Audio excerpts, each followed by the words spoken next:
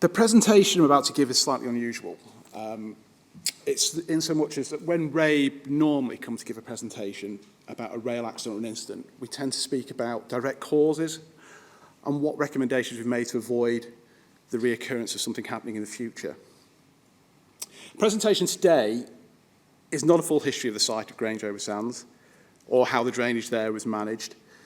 It's an attempt to tell a tale of how the building of the railway in 1855 ended with the derailment of a train in 2024. So with that in mind, I thought it appropriate to start some quotes from the early days of the railway building in the UK that may well have been written in this building. And having realised that I've just contradicted the President's opening remarks, perhaps best move swiftly on about water being the enemy. For those people here that are unfamiliar with the events at Grange, we've got a short video produced by the RIB that hopefully provide the conclusions to the story, but I hope to tell over the next 20 minutes about how both human decisions and natural changes over the last 160 years led to this accident.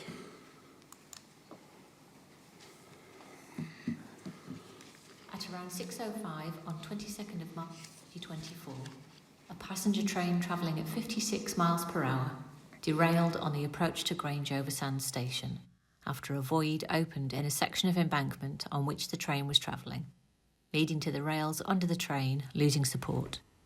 The train was carrying 4 train crew and 4 passengers. Nobody was injured, but significant damage was caused to both the train and the railway infrastructure. Around 2 days before the derailment, a pipe was damaged during routine maintenance, causing it to leak water into the embankment. It was this water which dislodged and carried the material away. Network Rail had installed the pipe in 2016. It had been fitted into the gaps between the sleepers as a temporary measure to assist in managing floodwater in the surrounding areas. The nature of the embankment's construction meant that water leaking from the pipe was prevented from leaving its seaward side and was redirected to landwards. This allowed piping to form, transporting sand and silt away from the embankment. As a result, a void formed underneath the track and material continued to be carried away. Eventually, the material over the void collapsed under the passing train. The damage to the pipe was immediately reported to the relevant railway control room by the maintenance staff on site. But due to ineffective communications, no action was taken to stop a pump which was supplying water to it. As a result of the investigation, REIB has made 5 recommendations. 3 recommendations are made to Network Rail. These aim to reduce the risk associated with temporary drainage solutions remaining in place for longer than anticipated, review ways in which tamper operators could be assisted in discovering buried services, and reduce the likelihood that buried services are struck during track maintenance by ensuring staffing levels are sufficient to comply with procedures. A further recommendation addressed to the Environment Agency, working in conjunction with Westmoreland and Furness Council, the Marine Management Organisation, Network Rail and other local stakeholders, aims to encourage timely decision-making in relation to the future of this area so that the management of floodwater does not manifest in another risk to the railway.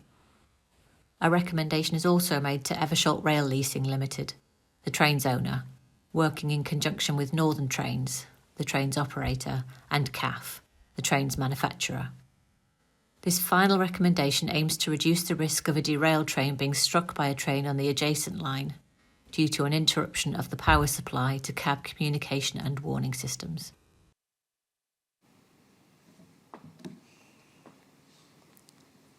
So hopefully that sets the scene for people who are unaware of what happened at Grange last year.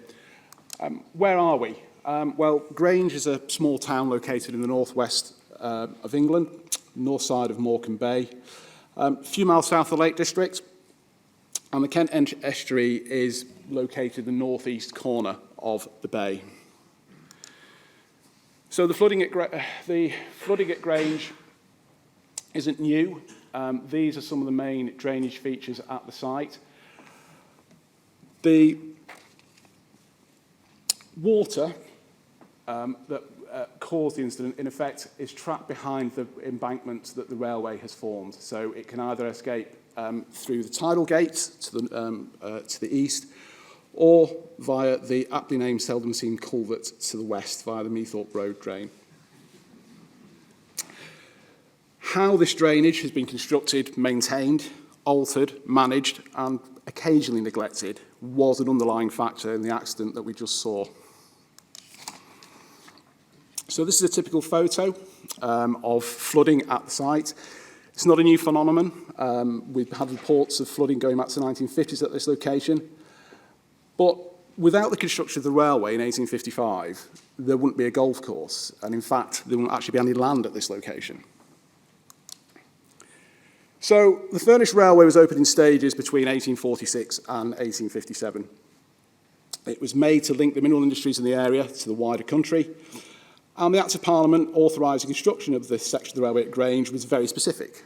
It called for 4 openings in the embankment, each 20 foot wide, to allow water to come and go out with the tide, but also, crucially, to allow flood water to escape. Unfortunately, the railway was not completely in line with this specification legislation. The notes from that particular progress meeting where a variation was ordered have been lost in time. So we don't know why. Was it due to site conditions, time, or cost? We don't know. What instead we got was an embankment. And embankment construction began in May 1853, and it was completed by November 1854. By 1855, or early 1855, the engineer was able to walk the length of the embankment. And as is normal at this time, it was made from local material. So we had stone, from Meethorpe Fell on the outside or seaward side, lined with clay, with an interior made from sand. So we have some deposited plans, which we've given the Admiralty, which, again, do not show how the River Winster was to be crossed, but just shown via a line of where it would be crossed. Wouldn't be the first or the last time that people came to interpret what and where something would be built based on a vague outline. But intriguingly, we did find a much later written notation from 1959 about an 1853 agreement between the railway and those managing the River Winster, where drainage is to be diverted and deepened along the river, as well as the building of tidal gates to compensate for the lack of openings in the embankment. So we have a set of tidal gates that were built. They were intended to prevent the flow of tidal water up the River Winster. Originally, up until the 1990s, they had some wooden barn doors hanging on them. This was then replaced with some double-hinged self-acting flaps, which were driven by water pressure. These haven't always been working correctly. It has been noticed not to function at times. On several occasions, they've been actually found either stuck open due to tidal locking or due to mechanical failure where the hinges have failed. So the seldom seen culvert that we mentioned earlier is well named, although it is visible on the landward side of the railway. The outfall channel has been regularly infilled and covered over its time in history. There has been a long history of maintenance on this and it being dug out, but generally in a matter of months or even sooner, depending on weather and tidal conditions, it soon resembles the state that you see there. So again, looking back into history, one of the interesting things that we noticed when we were looking at this was, as part of the byproducts of the railway, was the amount of land that was reclaimed. As a result at a number of locations. Perhaps this influenced the decision of why the openings weren't made in the embankments at the River Winster, but we don't know. As well as the railway embankment being completed, a causeway was then built which linked home the island to the main line. Now, the owners of the island at the time appear to be involved with the construction of the railway. So again, the concept of undertaking local improvement works as part of a bigger project isn't a new one. This causeway, however, then started to restrict the movements of both the River Kent, which had previously freely moved across the length of the bay between Arnside and Grange, and the River Winster, which then discharged into it. This started to lead to the growth of salt marshes on the side nearest to Grange, and those shrinking on the western side near to Arnside. So following the railway opening in 1855, 2 years later, we start getting the first indication that the locals were revolting. We had significant challenges being from the local residents regarding openings in the estuaries not being conforming with the requirements of the Act.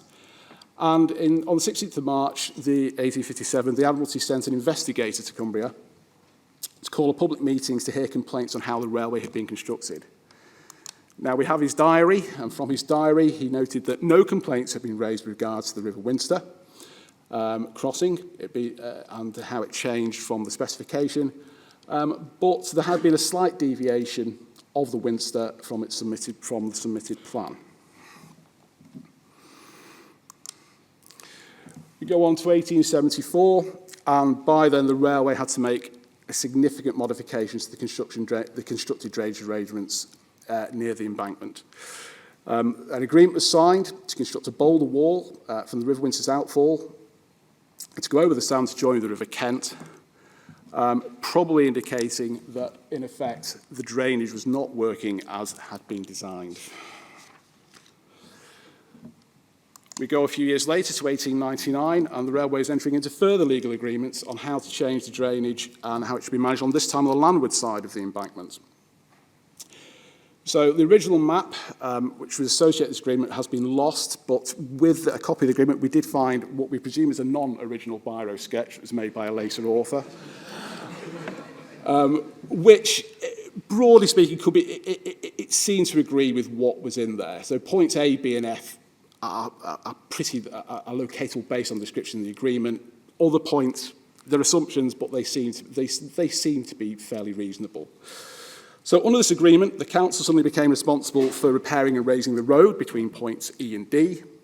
Home Island, the golf club, and its predecessors took responsibility for maintaining the largest fall along Meathorpe Drain from point B to point C.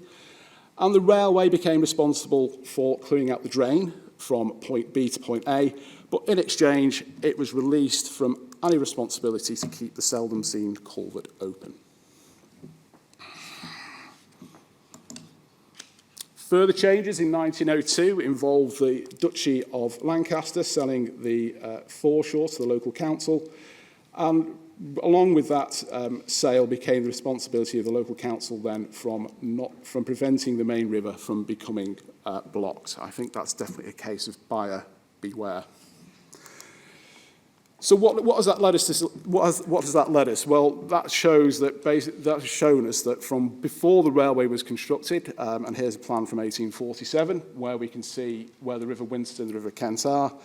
That subsequent to the railway being constructed, there's been significant changes to both the River Winster and the River Kent, and as we go through time, that drainage is constantly changing.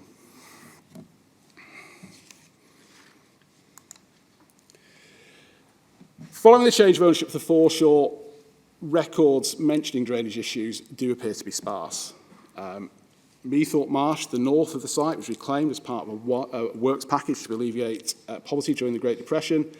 There's also mention that the outfall to Seldon Culvert ceased to be maintained during the war. What is clear is after the war in the 1950s, the golf course, which was actually founded in the 1920s, was in correspondence with both British Rail, the local council and the local drainage board about improvements to drainage as flooding was becoming a bigger issue. Attempts were made at improving maintenance of the existing drainage at the site, and as usual, as in these circumstances, a report was commissioned. The report recommended that all water should be sent towards the River Winster. As is usual, such a report has been published. Disagreements over both costs and responsibilities led to a less ambitious solution, which was to pump water through the embankment and into the estuary. And for this, a permanent pipe and pumping station were constructed to do this in the early 70s. While this was going on, British Rail undertook further works to extend the training walls of the River Winster in several stages in the 60s and 70s outwards to meet the River Kent, which was now almost firmly anchored over to the eastern side of the Kent estuary. In the 1970s or 1980s, the local drainage board was one of many that was then absorbed by the local water authority.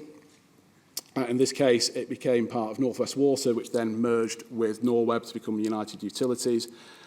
And the drainage situation appeared to stagger on.